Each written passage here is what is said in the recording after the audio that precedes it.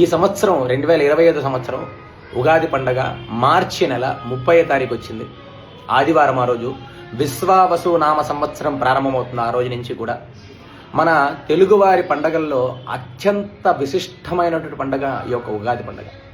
ఎందుకంటే ప్రతి ఒక్కరూ కూడా షడ్రుచులతో కూడుకున్న ఉగాది పచ్చడిని స్వీకరిస్తారు. ఎందుకంటే మన జీవితంలో తీపి మాత్రమే కాదు, చేదు మాత్రమే కాదు, వగరు మాత్రమే కాదు, పులుపు కారం అన్నీ ఉండాలని, అలా జీవితం ప్రతి ఒక్కరికి జీవితంలో అన్నీ ఉండాలని షడ్రుచులతో కూడుకున్న ఉగాది పచ్చడిని ఆ రోజు ఉగాది రోజున మన ఇష్టదైవాన్ని పూజ చేసుకొని దేవాలయానికి వెళ్ళి అర్చనలు చేసుకొని ఆ ఉగాది పచ్చడిని స్వీకరిస్తాము.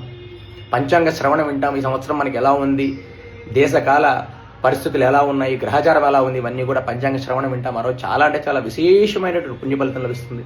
మన తెలుగువారి పండుగల్లో అత్యంత విశేషమైనటువంటి పండుగ ఈ ఉగాది పండుగ. షడ్రుచులతో కూడుకున్న ఉగాది పచ్చడిని ప్రతి ఒక్కరూ కూడా స్వీకరించండి. మీ ఇష్టదైవాన్ని కులదైవాన్ని ప్రార్థన చేసుకోండి. దేవాలయాలకు వెళ్ళి అర్చనలు చేసుకోండి. మీ ఇష్టదైవం కులదైవం గుడికి వెళ్ళి అర్చన చేయించుకోండి. పంచాంగ శ్రవణం వినండి. ప్రతి ఒక్కరూ కూడా ఉగాది పండుగని అంగరంగ వైభవపేతంగా జరుపుకోండి.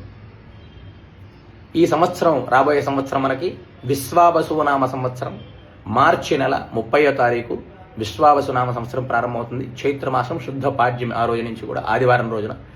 ఇంకా ఈ సంవత్సరం విశేషం ఏంటంటే ఆదివారం వచ్చింది కావున ప్రతి ఒక్కరు కూడా ఇంకా అంగరంగ వైభవపేతంగా ఇంటింటా సెలబ్రేట్ చేసుకోండి ఉగాదిని. ఓం నమో వెంకటేశాయ నమః.